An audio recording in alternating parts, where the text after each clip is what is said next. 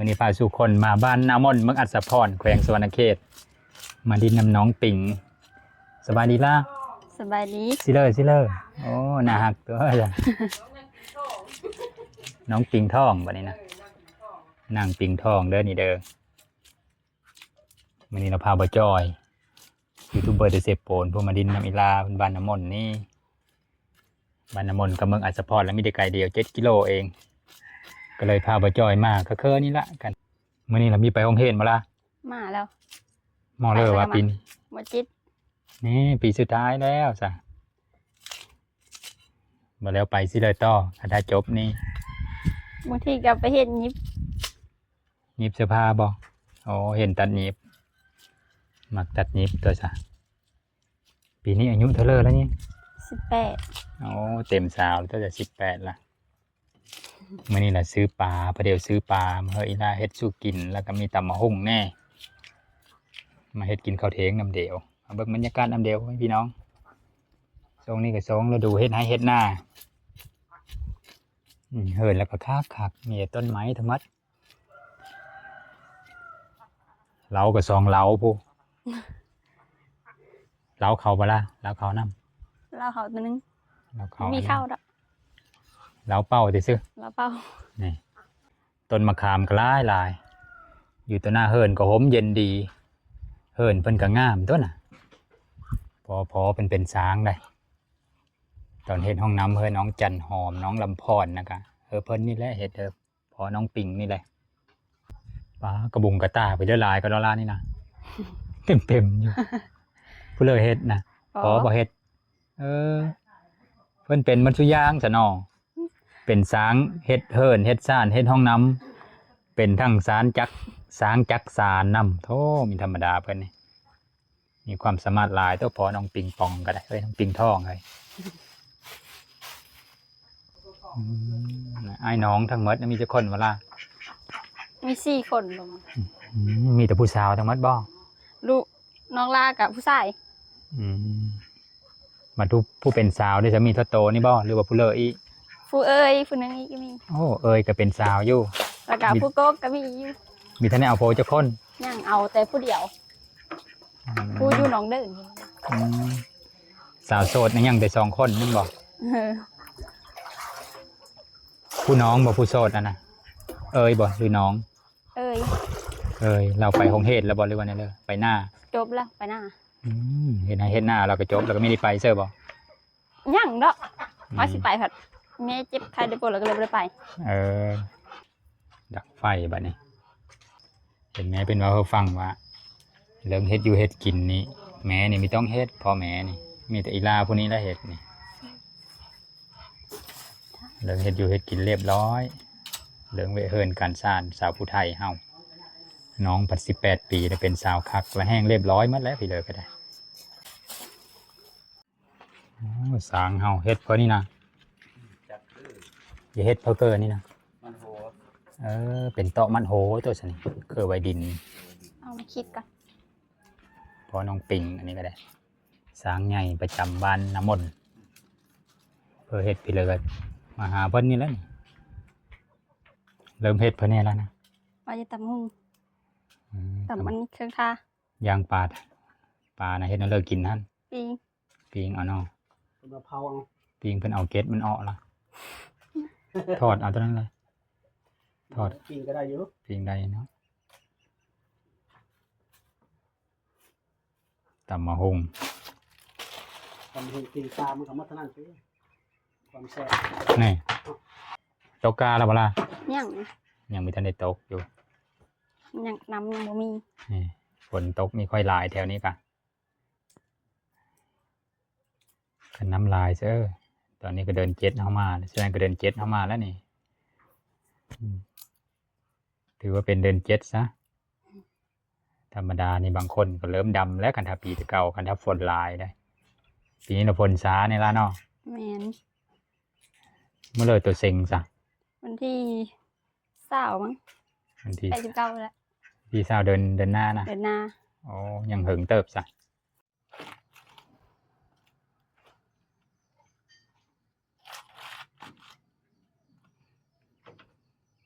พักกินกับตำมะฮุ่งกับตัวนี้แล้วเนาะแนวอื่นได้ไม่มีเวลาพักแนวอื่น มีแต่ผักขะ โอ้ผักคะแห้งแซ่บเลยกินกับตำมะฮุ่งผักคะสดผักเน่าแต่ก่อนนะค่อยก็แวะมาเอาผักคะน้ำน้องพอนี้ละเกิดเรามีผักคะหลายต้น ตอนนี้ฝนตกแล้วคือสิออนไลน์ก็เก่า แม่น ไม่ได้ปลูกผักบ่ ปุแต่โดดเลย มันเมิดปานแล้วบ่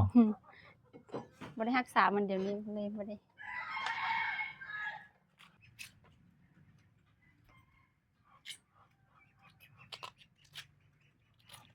ปิงปองละเห็นวีซ่าพิละเก่งกว่าหมู่ จะบ่จะมีเลย จนบ่ยังมี บ่มีวีซ่าเก่งเลย ภาษาอังกฤษก็ได้อยู่แล้วว่า ได้ยินหน่อยนึง เลขได้ซะ เลขบ่อยู่ปานใดเลย นี่นับมีฮอด100ซ้ำ โอ้ยดอกนะ กระดักกระดอนี่นะเขาอยู่อนุบาลนี่มันนับบ่ฮอด100 307แต่ว่าโตน่ะเคยไปทำงานซิเลยแล้วบ่ยังบ่ เคย แต่ง อยู่ งาน สวรรค์ ไปสวรรค์นี่ก็คือนี่ แม่น ประมาณ100 กิโลนี่ล่ะไปช่วงที่ปิดเทอมนี่บ่ ตอนจบม อืมบัดสักน้อยนี่ได้ซะบัดปิดเทอมนี่ก็สิไปอีบ่หรือ .6 ว่าเฮ็ดหน้า ดำหน้า นี่ ค่อยไปตำหลัง เฮ็ดหน้านำพ่อนำแม่เนาะใครในเฮินตัวก็หลายคนอยู่เฮ็ดซอยเดียวหน้าก็หลายถ้าบ่ ทรงถุง อ๋อตัว2 ถุงบ่ อืม ปีหนึงนี่จะได้เข้าจักประมาณฮอดบ่100บ่กว่าบ่ บ่ฮอดดอกประมัน90 80แหละ อืม หน้าน้อยนะบ่ฮอด100 2 ถุงอยู่แต่ว่ามันมีหลายไปเลยเนาะ มัน ใครอยู่ บ่งาม ซะหน้ามีหลายไปเลย จักบ้านนี้คนเฮือนจักคน เคยได้คนนะ6-7คนเลย โอ้หลายอยู่เนาะ6-7 คน เรา ยังอยู่เฮือนหมดเลยเนาะ ผู้หนึงไปเฮ็ดงานอยู่ไทย โอ้ อีกผู้หนึงก็เอาผู้อยู่ไปหนองเดิน เอาปัจจุบันเดินโอ้ยังอยู่ในเฮือนแต่มีแต่ มี3คน มี3 คนโอ้ เราว่ามีหรืออียังก็ยังเป็นสาวคือเดียวแล้วป่ะ เอ้ยนี่อยู่เมืองไทยบ่ ผู้หนึงอยู่ไทยผู้หนึงอยู่หน้านี่ โอ้ก็อยู่ในเฮือนนี่แหละว่าซั่นเนาะ แม่น เราไปหน้านะ ไปหน้า บ่เจอเราซ้ ก็สิงามเหมือนกันเนาะงามทั้งเอื้อยงามทั้งน้องนี่ได้กัน ำปลาได้ซะปลาต้มไว้ทาแล้วบ่ ยังทันได้ต้มครับ เห็น ต้ม บ่ สิต้มหรือสิปีก ต้มมาก็ได้ปิ้งก็ได้ ต้มง่ายกว่าบ่ มีแล้วเนาะปิ้งซอสพริกซุป ใส่เวลาหน่อยนึงปีก ต้มก็ได้ซะต้มกินกับตำมะฮุ่งก็เฮาท้าอยู่ ทางหนึงกินตอนทางหนึงกินน้ำเนาะ หรือว่าจะต้มเป็ดก็ได้นะเป็ดหยาบๆนี่พวกเป็ดละลาย หลายเนาะ เป็ดเขา พวกคนใหญ่ได้เหือนสร้างคนเนาะคนน้อยแต่คนโบราณคือว่าสร้างครอบครัวหมดแล้วคืออะไรกัน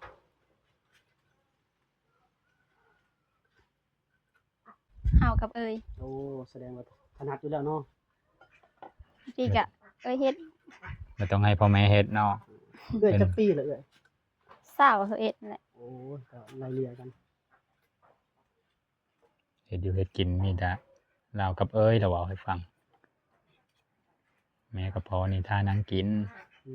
อายุหลายเลยเด้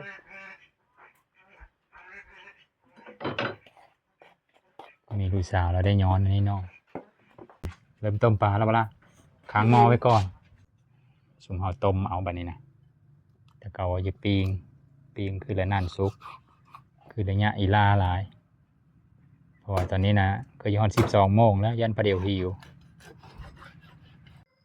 ขี่รถไปแล้วเนาะ ขันน้ำห้อยหลายก็ขี้ไปบ่ได้คือ โอ้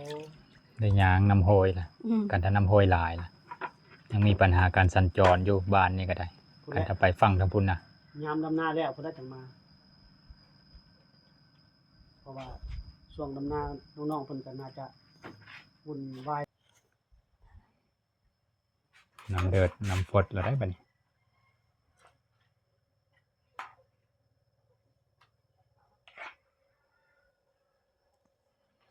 ตอนนี้ใหญ่ถึงวัดคักแล้วนี่ โลกับปลายหนึ่งเด้อ 60,000ไปตัวนี้เนาะ โล100 บาทเลยแหละ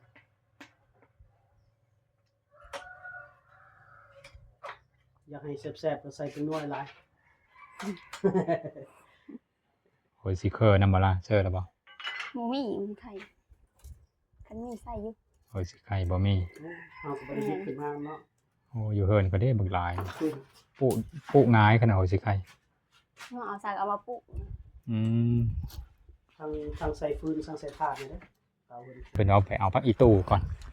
มีโหสิเคอร์กับพักอีตู้นี่ละ แก่ข้าวเนาะ นั่นล่ะกำลังงามพักอีตู้ก็ ขึ้น พอดีแล้วบ่ มันขึ้นเลย พอได้ขึ้นมาเนาะ พาอีโตแล้วได้จักมาหุ่มก็ได้ สลายตอนเขายังน้อยก็แบบนี้ล่ะมันมีค่อยมีมีดดอกเฮ็ดไปเลยก็อันน้อยอันใหญ่ก็มีแต่พาโตนี่ละเอาพาโตนี่เฮ็ดครบเฮ็ดได้หมดทุกอย่างพาอีโตนี่นะเฮ็ดแนวนักแนวนาแนวเบาก็เอาพาอีโตนี่ละปาดมาไหมบอผีเดอบอนี่ก็มีแต่ใช้พาอีโตได้แต่เก่าเลยนี่ก็มาเห็นน้องเพิ่นก็ใช้พาอีโตนี่ได้หมดทุกอย่าง ตรง พี่แล้วร้านนั้นนะ ก็ได้ ปลาแดะอ๋อปลาแดะต้มปลาก็เสิร์ฟปลาแดะเนาะ แม่น แต่บางหมู่บ้านเขาก็มีเฮอร์เซอร์เขาว่าคือปลาเนาเขาเอาแต่เห็นหลายคนก็มักเซอร์ผู้เลิกเคยเซอร์แล้วก็มักเซอร์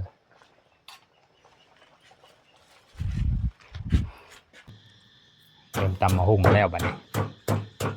สามต้มปลาซุกตำมะฮุ่งท่า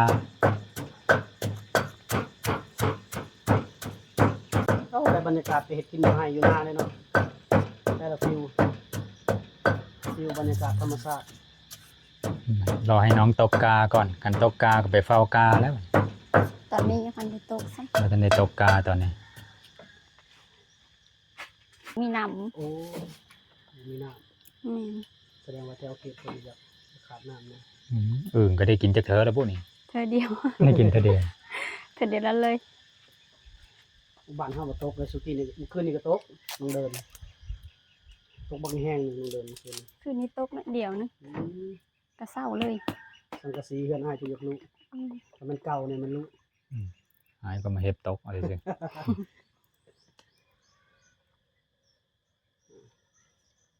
ปลาแดกใส่หลายแซ่บหลาย มันจะเข้มคอนะปลาเริงนะ เข้ม งั้นบ่ ระวังเป็นพิเศษบ่เซอร์นะ ให้พ่อบ้านซื้อเครื่องตำเนาะมันก็ซ้ำนี่แหละ เป็นผู้หญิงเจอเขารู้จักเนาะ ให้ก็ได้บ่ได้เข้าครัวทางนี้ทางบ่จอยนี่บ่ถนัดเข้าครัวซ้ำ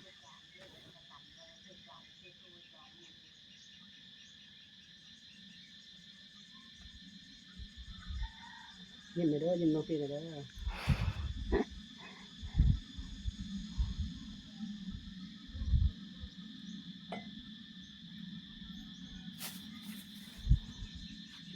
แซ่บ อยู่เวียงสวน ๆโอ้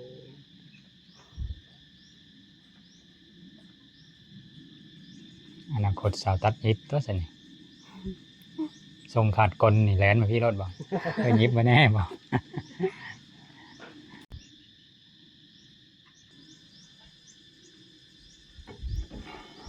เริ่มได้กินมะนาวแล้วได้ปะนี่ได้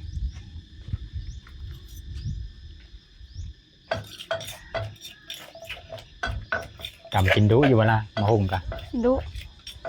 ต่ำกินตลอด ตำกับเพื่อส่วนหลายนะ เวลากะผู้เดียว เยาวชนหมู่มากินน้ำมีแม่นเนาะ หมู่ไปน้ำก็ เขาไปหน้ามา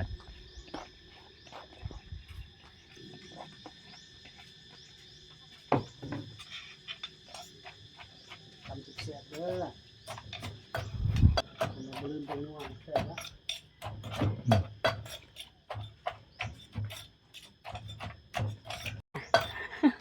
ตำระบูดดูบ่ได้นะเรียกว่าใส่สมาธิเนาะ สมาธิ กำลังจริงจังกับการตำอยู่ เรียนบ่แซ่บพี่ดาว่าต้องใช้สมาธิเป็นพิเศษ สิลุง เดินทางมาไกลแล้วมากินตำบักหุ่งน้องปิง200 กิโลก็ได้เดินทางมาจากเมืองเซโปน ตื่มพี่เลยน้ำตาลบ่ นั่นละ ได้เรื่องเลยบ่อืม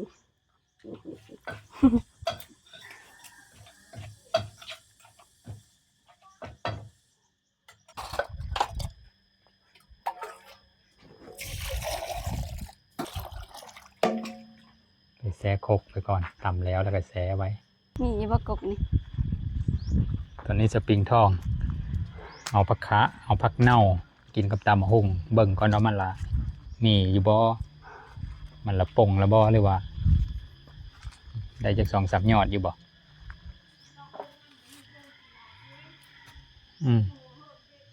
น้องกงนะ โอ้เฮินไม่เท่าบ่ตอนนั้นน่ะ แม่น เก็บผักคะ มึงมีกะก กิ ง นกับตำบักหุ่ง ไปเอาโกกทางนั้นอีกทางเฮินไม่เท่าเราหันหน้าเสียเดียวรถเฮินไม่เท่ากับเฮินเราก็ได้ โอ้มีแต่ต้นไม้ เขาเผาทานเองนี่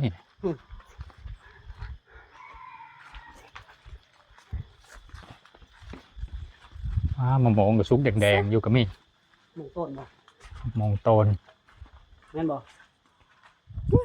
มงโตนแล้วนี่เบิ่ง จะไปกินสมกะได้บ่ยอดคือเห็นโป่งเนาะ ได้จักยอดหั่น นี่2 ยอด ราคาบัดเมิดเลย กินอยู่เรื่อยเลยบอกว่าค้านี่ แม่ นะ นเอาให้คนอื่นอยู่เลย โอ้เอาให้คนอื่นนำเอาตัวอยู่เคอเฮินนี่อีก บ่แพ้ตัวอยู่เฮือนพี่เนาะเก็บอยู่หั่นเลยหอยอยู่พี่เนาะเก็บอยู่หั่นเก็บไว้เต็มกันผักคะกินกับตำบักหุ่ง เอาซื้อกระหลำมานำแต่ว่ากันได้ผักขากาสีแซ่บกว่าหั่นโอ้เย็นเด้บรรยากาศดีดีผู้เลอเฮ็ดกาแล้วล่ะนี่หนังอยู่ถึงให้ถึงหน้าเฝ้ากาอย่าแห้งคักแล้วนี่ เย็นบ่อย ลมพัดเย็นโจยๆหนังอยู่ถึงหน้าแล้วลมพัดผมยุ่งปิวเพลิงเพลิงพุ่นแหล้ว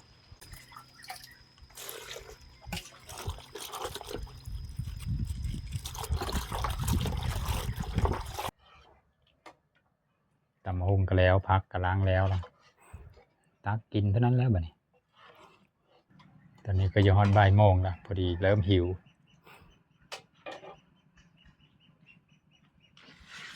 โต ๆ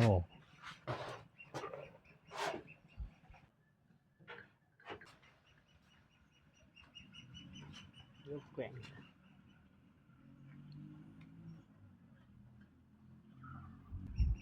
แซ่บ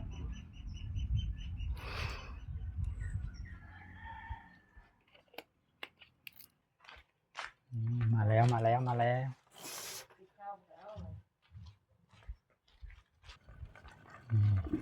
แม่น้องปิงอันนี้ก็ได้เฮ็ดไปเลยนั่นนะ ยัดเสนอน ยัดสนะเสนอนกันรู้จะได้โพแล้วยัดเต็มไว้ท่านั้นบอก ทาลูกเด้อ อืม ๆบ่เอิ้นก่อน มันได้กินข้าวด้วยทุกคน แล้วมันละบันนี้นอ แม่น มีไปเลยเนี่ยกินนั่นน้องปิง มีตำบักหุ่งกับตัวปลา ตอนนั้นเนาะ โอเคชวนเขากินน้ำแน่เขาเยอะน้ำเด้ มาเด้อทุกคนมากินข้าวน้ำกัน ไหนกินข้าวน้ำน้องปิงได้บันนี้ได้บ่ายโมงพอดีแล้วลงมือบันนี้ ปกตินะกินข้าวเที่ยงประมาณจังโมงลาโต 11 โมงครึ่ง นี่แม่นมือเส้นแล้วซะตอนนี้ย้อนบ่ายละ เส้นแล้วกินก่อนละ อืมห้องท้องไว้ก่อนแล้วอะ แม่น ซุมเฮาแล้วมาตำลังก็อย่าเทงแล้วซุมเฮายังได้มา ลืม มาเด้อพ่อแม่พี่น้องเด้อมากินน้ำน้องปิงเด้อซุมเฮาขอตัวกินข้าวแซ่บๆน้ำน้องปิงก่อนบัดนี้นี่ป้าจอย เด้อกินข้าวด้วยกันเด้อท่านผู้ชมโอ้ยเปิดหมวกกัน มีเนื้อกินพร้อมเลย มาเด้อพ่อแม่พี่น้องเด้อมากินข้าวห่มผ้ากินปลาห่มถ้วยกินกล้วยห่มหวีนน้ำน้องเพิ่นเด้อ อืม อืม มาอยู่กับคนมีพญาลายกันนั่นแหละ มีธรรมดาแซ่บต้นฝีมือน้องใช้ได้พ่อแม่พี่น้องเอ้ยเพิ่นผู้เลยเอาไปเป็นแม่ซีเลิร์นกะ มาเด้ออยู่บ้านน้ำมนต์พี่เด้อ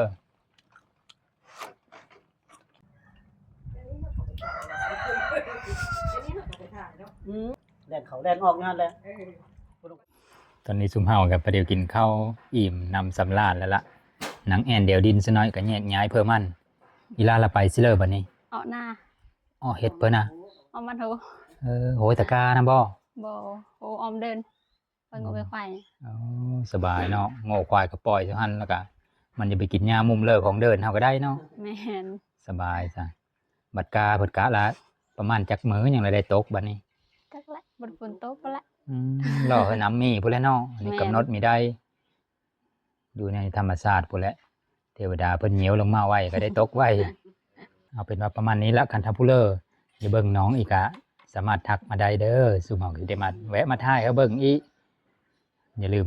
ผู้เลอมีแต่เน็ตติดตามก็กดติดตามให้นำเด้อเอาเป็นว่าคลิปนี้ก็ซ้ำนี้แล้วขอขอบอกขอบเจอน้ำ FC หมดทุกคนเด้อแล้วก็ขอขอบเจอน้องเพิ่นนำเดี๋ยวไม่ล่ะ โดย